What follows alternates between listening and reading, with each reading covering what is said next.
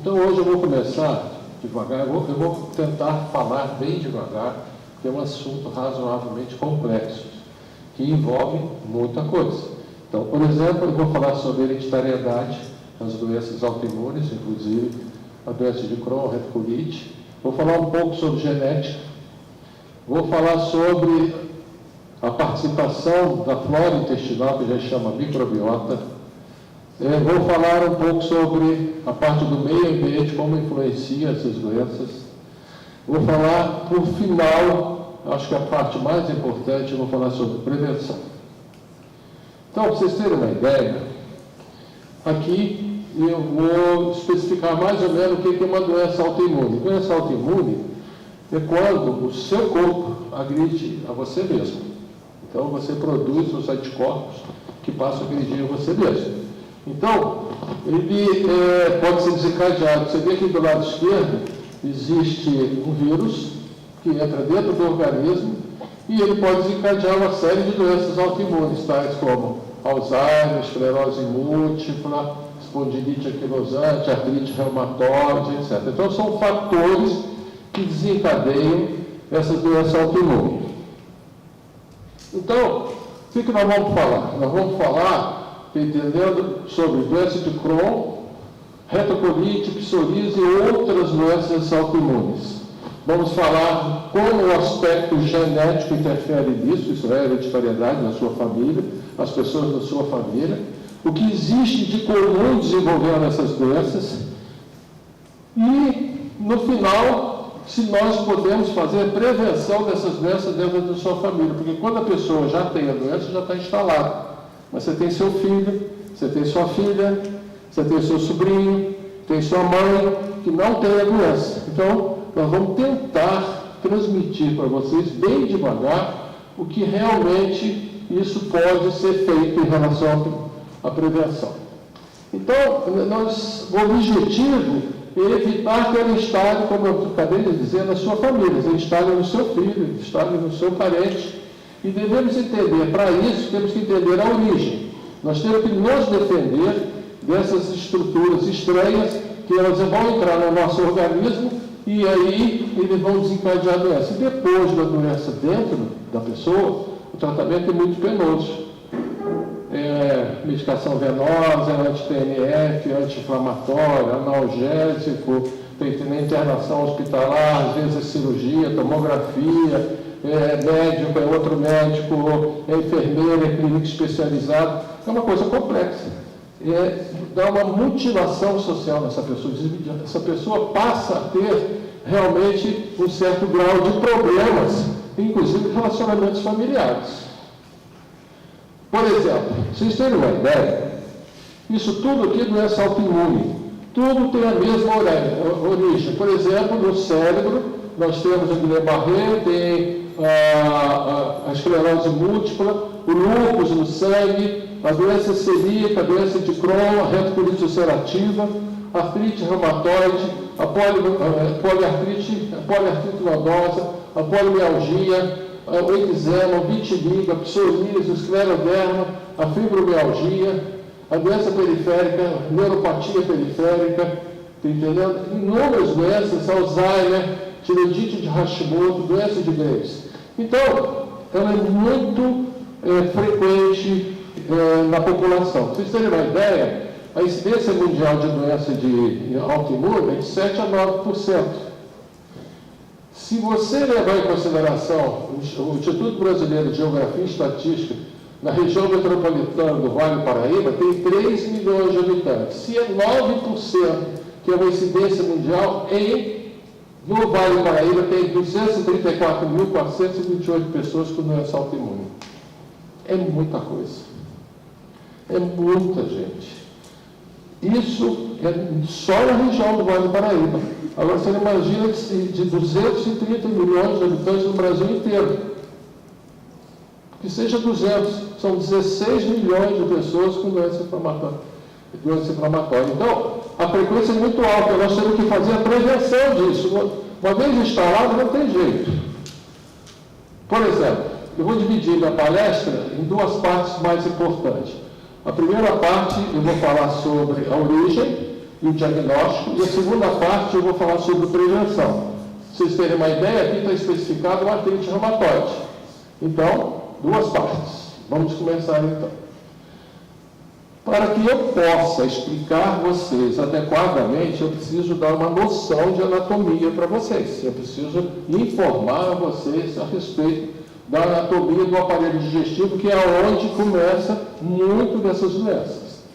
O esôfago, o estômago, o fígado e o intestino delgado, que é muito importante, é onde ele começa a desencadear o processo. Vamos caminhar um pouco mais. Aqui é o intestino delgado, que se divide em duas partes. Uma parte mais alta é chamada jejum, que é aqui. Uma parte mais baixa é chamada ilha, aqui. E depois um segmento do intestino grosso, onde que grande parte dessas doenças pode se instalar. Ela pode se instalar no intestino delgado, pode se instalar no intestino grosso. Mas aqui vocês vão ter uma ideia de como é que isso se desenvolve.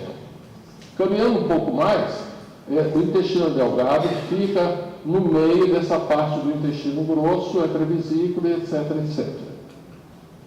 Se nós abrirmos a parte do intestino delgado, fazemos um cortezinho no intestino delgado, o que acontece? Isso aqui é o intestino aberto, que apresenta essas corrugações, são chamadas pregas circulares, na parte alta, que é chamado jejum, aonde que absorve os alimentos, é onde que nós temos que ter uma defesa imunológica. E essa parte baixa é chamada íleo, aonde que nós temos os nossos placas de Bayer e aonde que nós temos os nossos anticorpos para se defender das substâncias que nós ingerimos. Aqui é o intestino delgado, que eu mostrei para vocês agora aqui, é isso aqui. Isso é uma prega, está aqui. Aí, essa prega tem um pequeno pedacinho aqui, isso aqui é uma velocidade maior, aí nós vemos um zoom no microscópio, aparece isso aqui, que é chamado vilosidade, e dentro dessa vilosidade tem as células de revestimento, e dentro dessa célula de revestimento tem uma pequena célula aqui. Depois, no futuro, vocês vão entender por que eu estou explicando essa anatomia. Essa pequena célula deu um zoom no microscópio, e isso aqui é uma unidade, é uma célula. Isso é uma prega, isso é uma velocidade. Aqui é constituído de milhares e milhões de células. Isso aqui é uma célula que eu fiz um zoom, e aqui tem uma célula, e aqui tem o cromossoma. Depois eu vou explicar para vocês aonde que eu quero chegar. O resto do corpo, eu vou não detalhar tanto, mas, por exemplo, no cérebro, onde que você pode, uma doença autoimune, você pode desencadear um Alzheimer.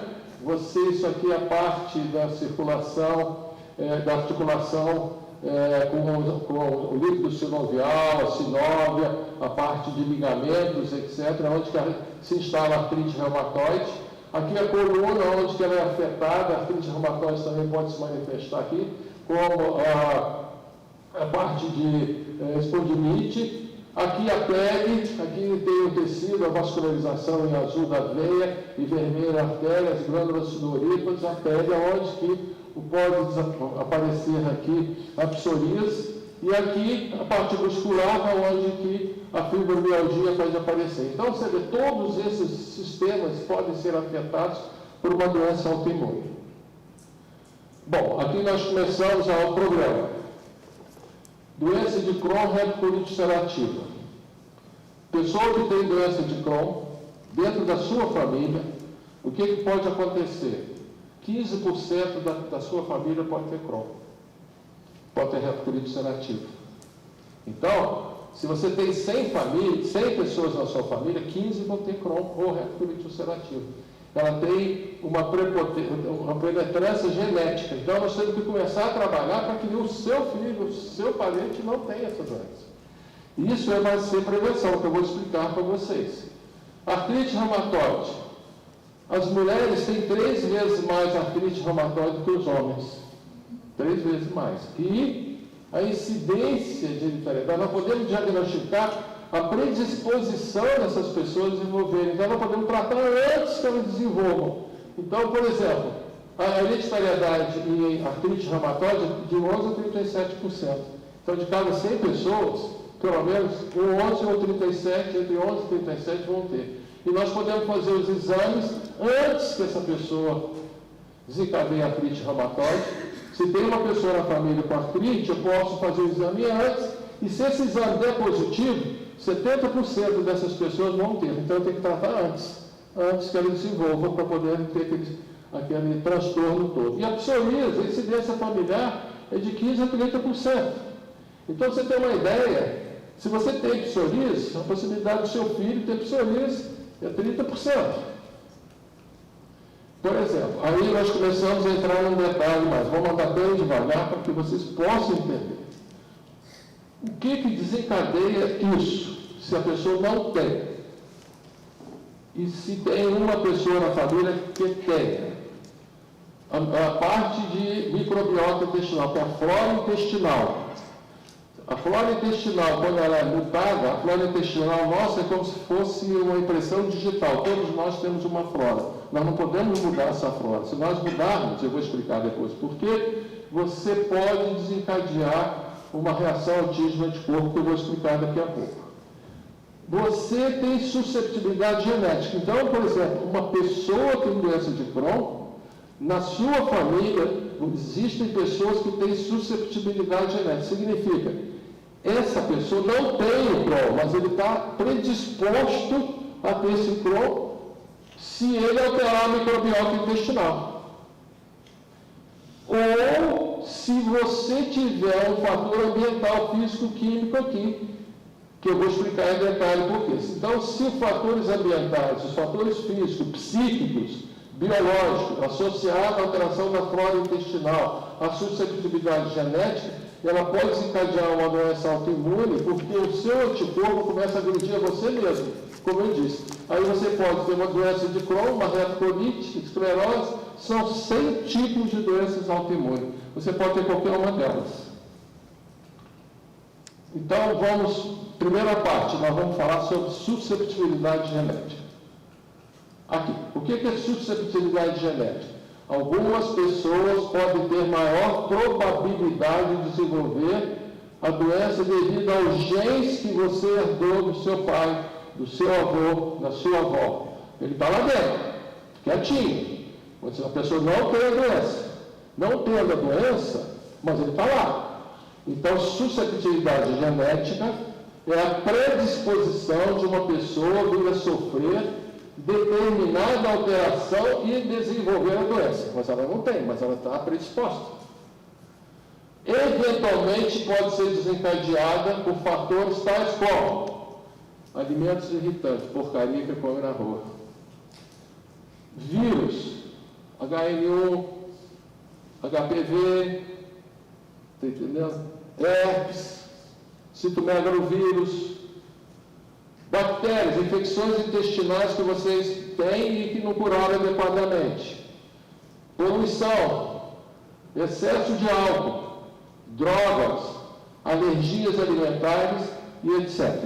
Então, se você tem a susceptibilidade genética, isso aqui pode fazer uma mutação na sua célula que você não tem, mas vai poder desencadear essa doença.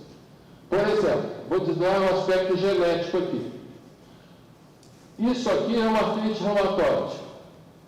O pai tem a susceptibilidade genética, a mãe tem a susceptibilidade genética, mas ele não tem, e a mãe também não tem, mas eles têm a susceptibilidade genética. Caso o que não tenha a doença, mas tem o gene recessivo à transmissão. E aí o que acontece? Nasce um filho normal, um filho susceptível, uma filha susceptível, um filho susceptível e uma filha com doença. Isso é uma hereditariedade. Uma pessoa que tem uma doença de Crohn casa com uma pessoa normal, a possibilidade de esse gene ser transmitido é 50%. Isso chama estabilidade do genoma. Ele está lá dentro, está estável, mas isso aqui, se não for adequadamente controlado e orientado, isso aqui vai desencadear uma estabilidade no genoma e vai poder aumentar a possibilidade dessa pessoa ter doença. Como é que age o vírus? O vírus, ele age como se fosse uma tesoura. Ele entra dentro da gente e está lá. E você não trata, ele está lá. Ele vai, corta um pedaço do cromossomo, ele faz uma... Ele vai lá e dá uma cortada no cromossomo. E aí, como ele está dentro da célula, ele está replicando dentro da célula, ele tem essa possibilidade de chegar lá no núcleo, que é tudo que eu mostrei para vocês lá atrás, e depois vou mostrar de novo, ele vai lá e dá uma cortada numa perna do cromossomo. O que acontece é isso aqui. Eu já expliquei isso para vocês. É o intestino, depois ele passa para aquela porosidade, depois ele passa para a vilosidade, depois ele passa para o núcleo. Aí dentro desse núcleo ele tem o cromossomo e tem essas perninhas aqui dentro do cromossomo, que é o gene. Está aqui dentro, lá dentro da célula. Adenina, citosina, guanina e tiamina. É isso aqui. Aí o vírus vai lá e dá uma cortadinha aqui. Aí o que acontece? Esse aqui está dentro do núcleo, que chama DNA, que é o gene. Está aqui, o cromossomo, está aqui. Normal, ele produz uma proteína chamada RNA, que é uma proteína que ele é transmissor, ele produz uma proteína normal, que é um anticorpo. Tudo bem. Então, normal, GAG, CTG, produz um RNA GAG e produz uma proteína normal, que é um anticorpo que vai combater aquele vírus que está entrando. Aí ele vai lá e dá uma cortada aqui. Ele cortou aqui, inverteu. O T foi para cima, o A veio para baixo. Então, ele fez uma mutação. Onde que era A virou T, onde que era T virou A. Ele trocou. Isso chama mutação. Ele produz o RNA errado. Esse RNA produz uma proteína mutante. Essa proteína mutante começa a agredir a você. E aí o que acontece? Pode ter uma artrite reumatoide ou doença de Crohn. É complicado. É complicado. Está entendendo? Então, eu vou tentar orientar vocês para que a gente comece a tratar isso antes. Um pouquinho para frente. Tudo é gene que está dentro do cromossoma, que é isso aqui, de defesa do organismo. É tudo isso aqui. A doença de Crohn, a colite ulcerativa e tem outros que são comuns. Tudo isso aqui é gene, é uma perninha dessa aqui, ó. Está aqui. Vou falar só sobre um só e vocês replicam para o resto. O NOD, esse aqui, é um gene importante no sistema imunitário, pois reconhece as moléculas bacterianas e ela estimula a produção de anticorpo contra aquela bactéria. Aí você, por uma ação física, um distúrbio psíquico, um vírus que entrou, uma infecção intestinal mal curada, etc., ele faz uma mutação desse NOD. Esse NOD é o gene que, quando mutado, dá doença de Crohn. Dá doença de Crohn. Então, aí, vocês observem que há uma predisposição genética para isso. Aí, colite ulcerativa, doença de Crohn, artrite reumatoide, fibromialgia, psoríase, tudo isso é doença autoimune, tudo isso é mutação de cromossomo, tudo isso é causado por aqueles fatores que eu falei para vocês.